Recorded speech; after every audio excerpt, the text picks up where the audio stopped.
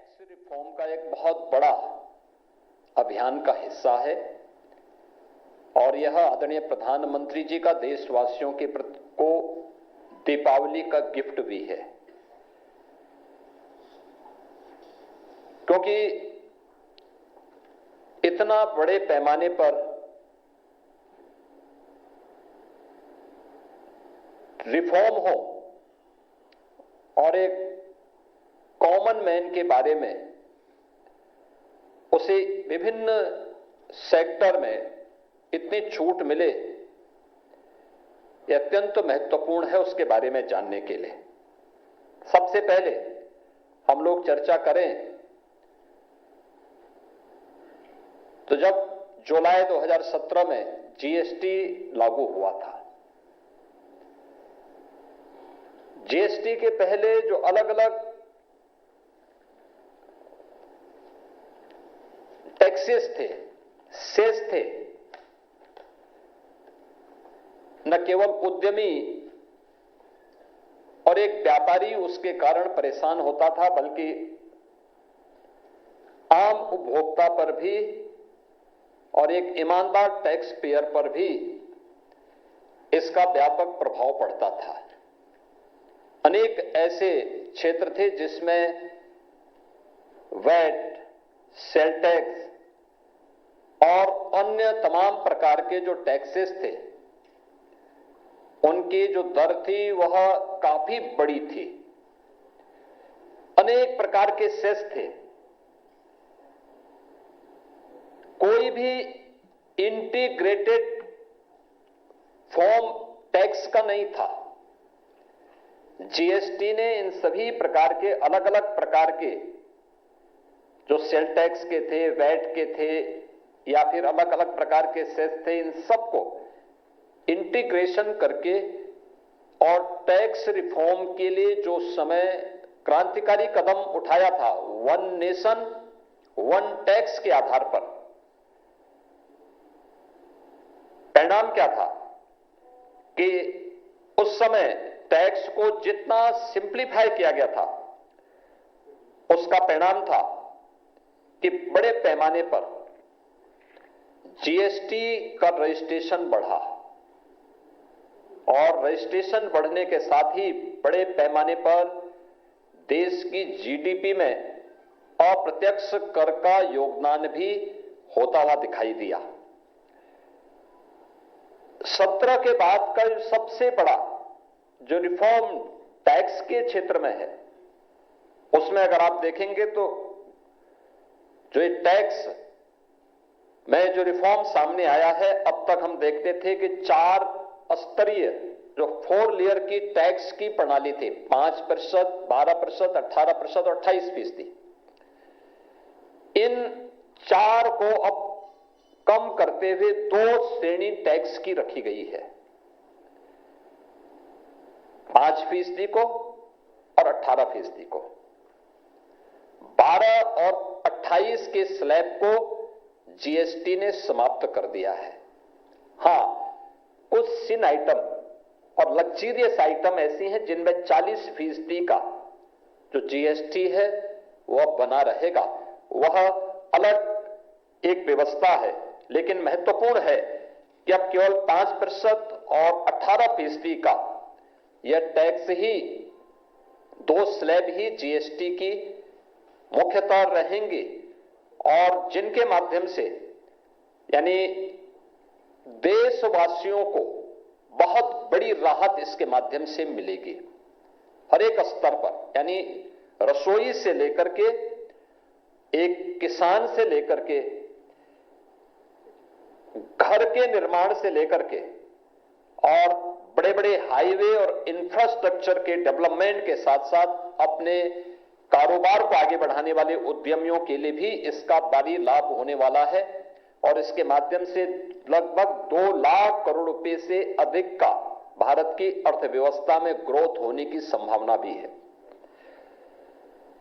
जनता को जो राहत इस टैक्स से मिलने जा रही है, एक सामान्य गृहस्थ परिवार के लिए, अगर आप देखें, दूध है, दही है, पनीर है, शैम्पू है, टूथपेस्ट है, साबुन है, साइकिल और बच्चों से जुड़े हुए सामान, जितनी भी सामग्री है, घरेलू सामान है, इन पर अब केवल 5% या 0 टैक्स होगा।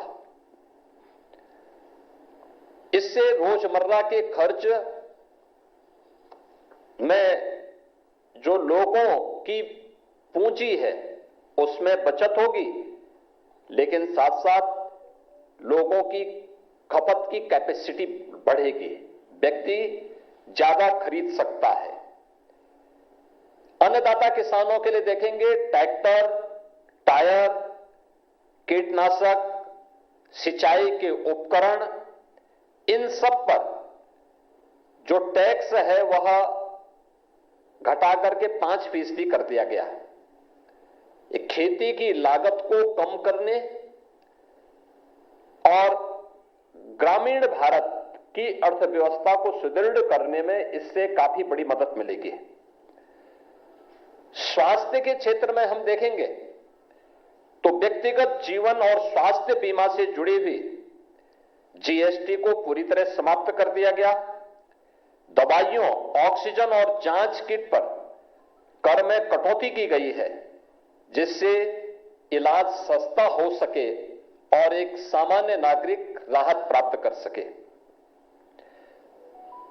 वाहनों की खरीद फरोख्त में भी गाड़ियों और बाइक पर यानी 4 व्हीलर और 2 व्हीलर पर 28% से जीएसटी की दर को घटा करके 18% किया गया है, यानी 10% की कटौती। ये चीजें दिखती हैं कि एक सामान्य नागरिक भी वाहन खरीदने की सामर्थ्य रख सकता है और इसका लाभ उसे मिलेगा। स्वाभाविक रूप से प्रोडक्शन होगा, एम्प्लॉयमेंट नए जनरेट होंगे, नए रोजगार के अवसर सृजित होंगे।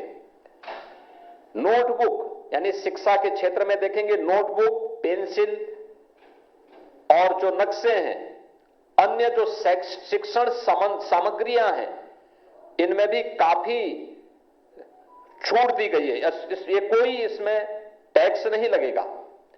हां, लग्जरी जो आइटम है, तंबाकू है, पान मसाला है, कैसीनो है, इन सब पर 40% तक का टैक्स लगाया गया है। व्यापार में आसानी करने के लिए टैक्स रजिस्ट्रेशन के लिए उसको ऑटो मोड पर किया गया है, ऑटो अप्रूव करने की व्यवस्था दी गई है, उसे रिफंड करने की सुविधा भी उसमें दी गई है। रिस्क आधारित कंप्लायंस से जो भी अन्य सुविधाएं हो सकती हैं, श्रम सुधार यानी लेबर रिफॉर्म के लिए, अन्य चीजों के लिए भी काफी इसमें सुविधाएं इसके माध्यम से देने का प्रयास हुआ है। जीएसटी आने के पहले और जीएसटी आने के बाद भारत की अर्थव्यवस्था के बारे में जो मैं कह रहा था कि अकेले 2024-25 में देश ने 22,80,000 करोड़ का जीएसटी संग्रह किया है। अगर आप इसे 2017 के पहले देखेंगे, ये केवल 7 लाख करोड़ के आसपास हुआ करता था। अकेले इस वर्ष अप्रैल से अगस्त तक यानी 5 महीनों में जीएसटी संग्रह 10 लाख करोड़ रुपए से अधिक का हुआ है, जो गत वर्ष के जीएसटी संग्रह करने से 10% अधिक है। 17 के पहले जीएसटी में जो उससे पहले टैक्सेस थे, सेल टैक्स, वैट या फिर सेस जो लोग देने वाले थे, उनका कुल संख्या थी 65 लाख और आज 25 में यह बढ़कर के हो गई है 1,51 लाख, यानी लाखों की संख्या में आज लोग स्वतःस्फूर्त भाव के साथ टैक्स देने के लिए दिखाई देते हैं। और जो टैक्स की इस छूट का परिणाम क्या है, यानी 4 की बजाय 2 स्लैब देने का परिणाम क्या है? सामान्य घरेलू उपभोक्ता वस्तुओं की खपत बढ़ेगी, मार्केट में लोगों का विश्वास होगा, प्रोडक्शन ज्यादा होगा और इससे एम्प्लॉयमेंट को भी आगे बढ़ाने में मदद मिलेगी। देश की जीडीपी में इसका व्यापक प्रभाव पड़ेगा। अनुमान है 0.2% से लेकर जो 0.3% तक की जीडीपी में इस रिफॉर्म के कारण बढ़ोतरी होने की संभावना रहेगी। यानी जीवन आसान तो व्यापार में भी आसान, और जब भी व्यापार में आसान होगा तो स्वाभाविक रूप से मार्केट में खुशहाली होगी और मार्केट की खुशहाली एम्प्लॉयमेंट को भी जनरेट करेगी, साथ साथ अर्थव्यवस्था को भी वह मजबूती प्रदान करेगी। हम लोग मुख्य रूप से इस बात को देखते हैं, जो मैंने पहले भी कहा, जीएसटी लागू होने के पहले 17 अलग अलग प्रकार के कर थे, 13 सेस थे। केंद्रीय उत्पाद शुल्क था, सेवा कर था, मूल्यवर्धित कर यानी वैट था,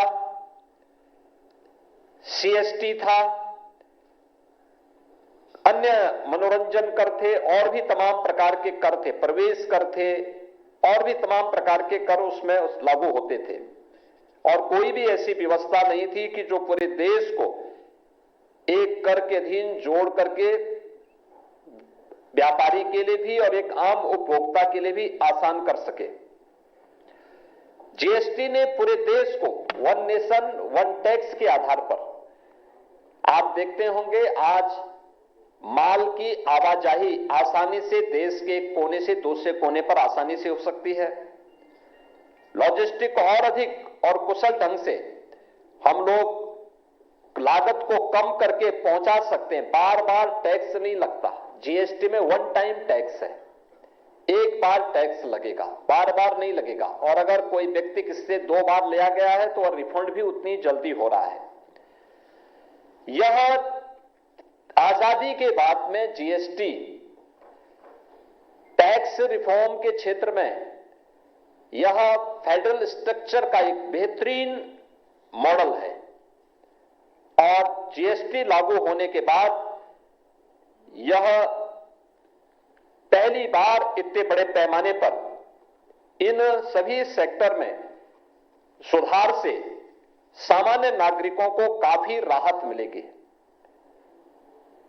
2014 के पहले, जो मैंने आपसे पहले भी कहा, मैंने 17 के आंकड़े दिए थे, लेकिन 2014 के पहले भारत का जो टैक्स संग्रह था, यानी अप्रत्यक्ष कर के माध्यम से जो हमें टैक्स संग्रह होते थे, वह 5.44 लाख करोड़ मात्र होता था। और अब यह बढ़कर के 24-25 में बढ़कर के 22,80,000 करोड़ तक पहुंचा है। यानी इतने बड़े पैमाने पर 305% की इसमें ऐतिहासिक वृद्धि हुई है। परिणाम क्या है?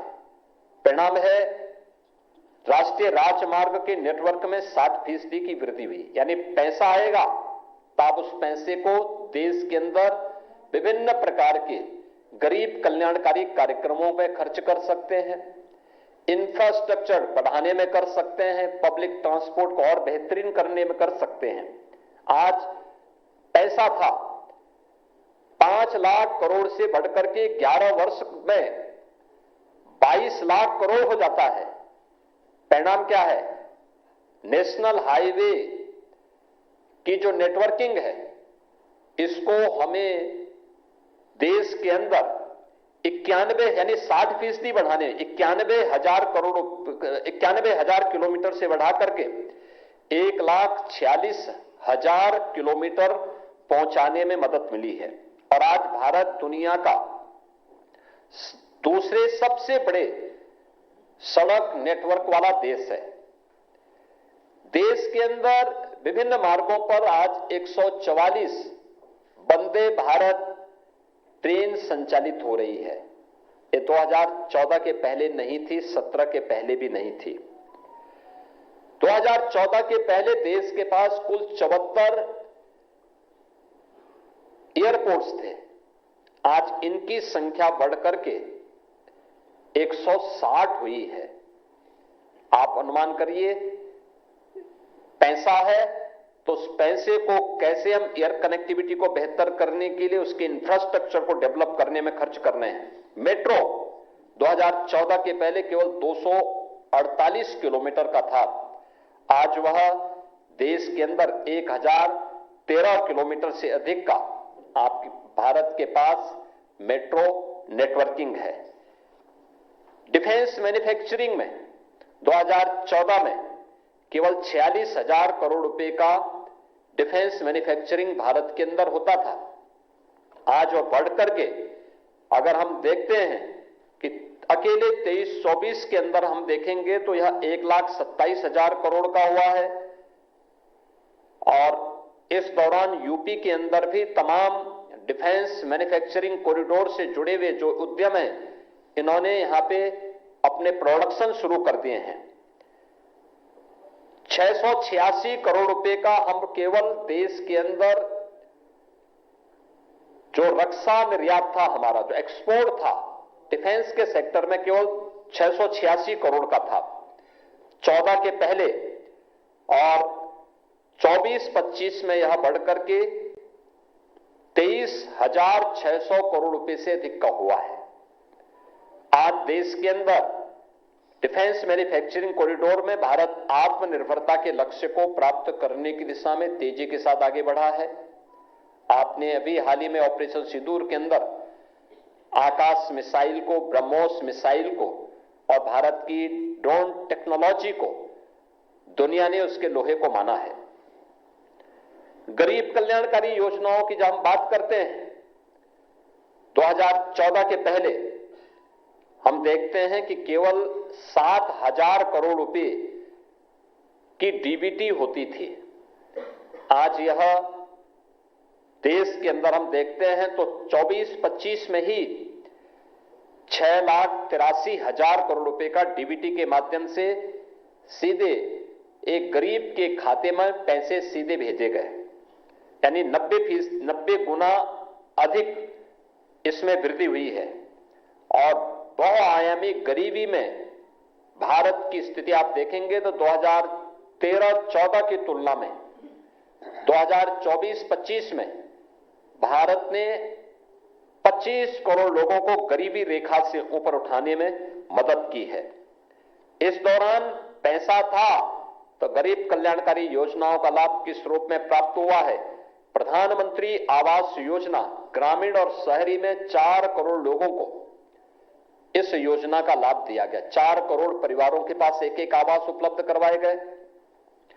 प्रधानमंत्री गरीब कल्याण अन्न योजना में 80 करोड़ लोगों को 2020 से लगातार फ्री में राशन की सुविधा का लाभ दिया जा रहा है।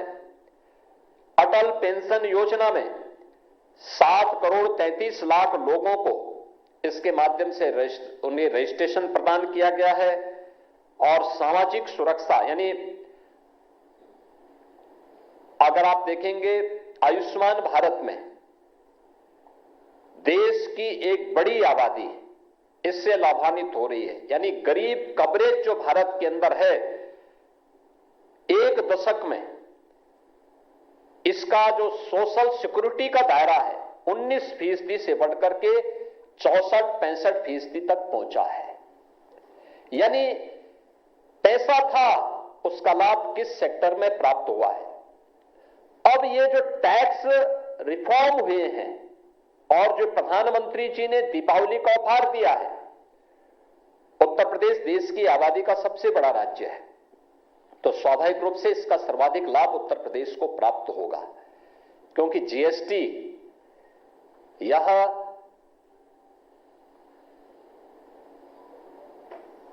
उपभोक्ता टैक्स है। देश का सबसे बड़ा उपभोक्ता बाजार भी उत्तर प्रदेश है। मुझे याद है उत्तर प्रदेश के अंदर हमारा सेल टैक्स, वैट और सेस आदि को मिलाकर के हमें केवल 49,000 करोड़ रुपए प्राप्त होते थे 2017 तक। आज अगर हम गत वर्ष देखेंगे तो हमें 1,15,000 करोड़ रुपए का जीएसटी अकेले स्टेट ने प्राप्त किया है। भारत का शेयर नहीं, भारत सरकार का जो शेयर हमें मिलता वो अलग है। ये केवल स्टेट जीएसटी ने ये पैसा इतना यूपी के अंदर तैयार किया है। टैक्स रिफॉर्म का परिणाम क्या होता है? एक्साइज में उत्तर प्रदेश ने 12,000 करोड़ से बढ़कर के 55,000 करोड़ रुपए तक अपने को पहुंचाया है। इतना कलेक्ट कर रहा है उत्तर प्रदेश आज के दिन पे। हर एक उसमें हम लोगों ने इसका लाभ प्राप्त किया है। परिणाम क्या है? पैसा था तो उत्तर प्रदेश की अर्थव्यवस्था अच्छी हुई। उत्तर प्रदेश में इंफ्रास्ट्रक्चर 1.5 एक्सप्रेसवे से 7 एक्सप्रेसवे हम बनाने में सफल हुए। 6 पे यहां कार्य चल रहा है। हम लोग जब आए थे एक भी सिटी में मेट्रो का संचालन नहीं होता था। आज 6 सिटी में यूपी के अंदर मेट्रो का संचालन हो रहा है। 17 के पहले उत्तर प्रदेश के अंदर 2 एयरपोर्ट क्रियाशील थे, 2 आंशिक थे।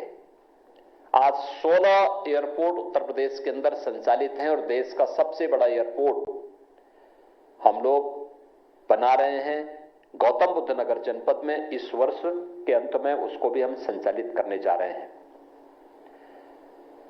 2017 के पहले